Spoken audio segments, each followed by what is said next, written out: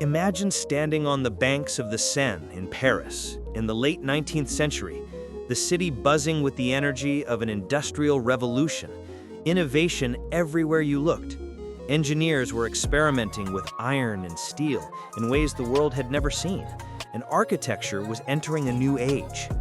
In the midst of this, one man's vision would forever change the skyline of Paris and symbolize the spirit of human ambition: Alexandre Gustave Eiffel. Born on December 15, 1832 in Dijon, France, Gustave Eiffel grew up in a family of modest means. His father, Alexander Bonnickhausen Eiffel, had been a civil servant. His mother, Catherine Mélanie Monius, encouraged her son's intellectual curiosity. From an early age, young Gustave displayed a fascination with mathematics, geometry, and the structures that shaped the world around him.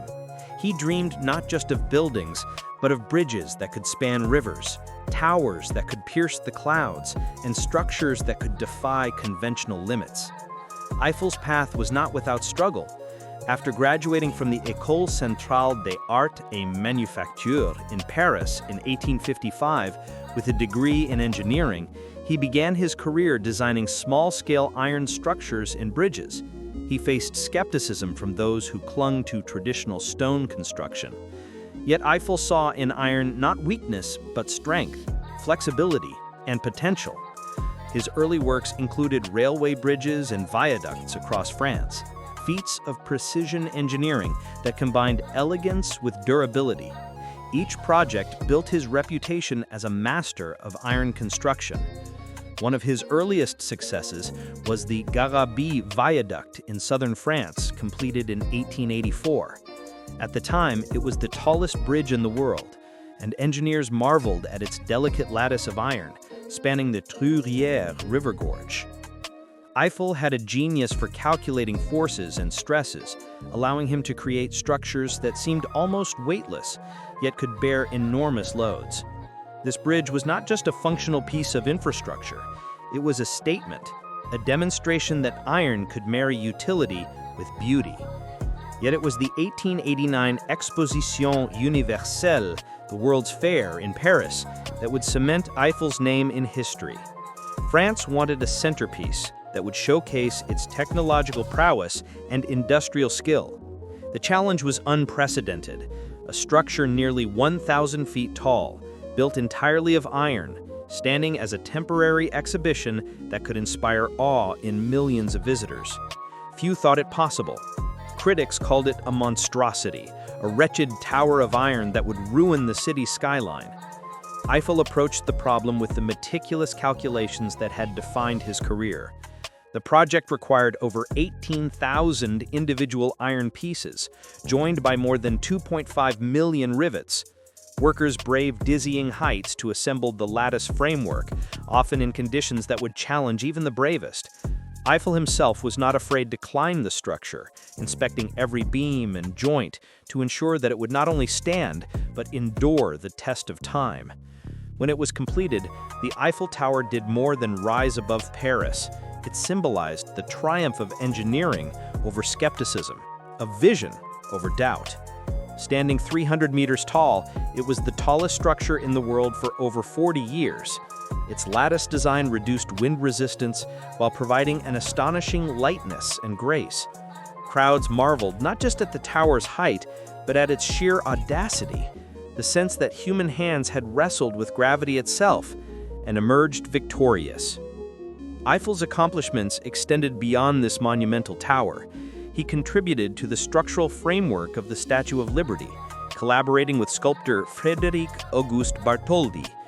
Eiffel designed the internal iron skeleton that allowed the copper exterior to move slightly in the wind without cracking, a feat of engineering that ensured the statue could endure storms, temperature changes, and the test of time. Today, the Statue of Liberty stands as a symbol of freedom and friendship, a testament to Eiffel's genius. Despite these successes, Eiffel faced criticism and legal challenges throughout his career. Some contemporaries questioned his methods, arguing that his reliance on iron was risky or unproven, but Eiffel's dedication to precision, calculation, and safety won the day repeatedly. He showed that engineering was as much an art as a science, blending mathematical rigor with aesthetic intuition. His bridges, viaducts, and towers were not only functional, but also poetic expressions of structural possibility. Eiffel was also an innovator beyond pure construction. He experimented with wind resistance studies, building wind tunnels to test the aerodynamic properties of structures, and eventually applying these lessons to bridge and tower design.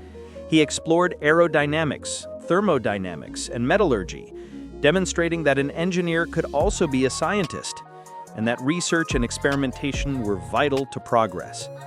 Though often remembered for the Eiffel Tower, Gustave Eiffel's broader legacy encompasses hundreds of structures across the globe.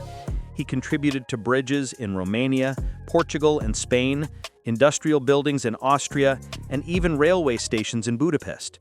His work reshaped not just Paris, but the very possibilities of modern architecture. He inspired generations of engineers to dream bigger, to calculate more precisely, and to embrace the beauty hidden within steel and iron. Eiffel's personal life reflected his discipline and humility. He never sought excessive fame. He focused on the work itself. Even after the tower became an international icon, Eiffel remained grounded, continuing to research, innovate, and mentor young engineers.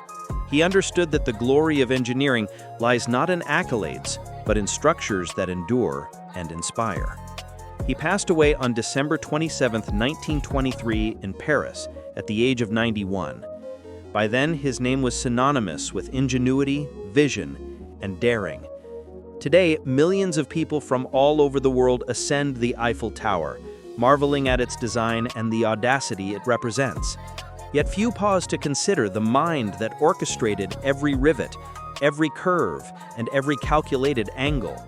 Gustave Eiffel's life reminds us that true innovation is a marriage of intellect, courage, and patience, that even a single visionary can reshape the skyline of history.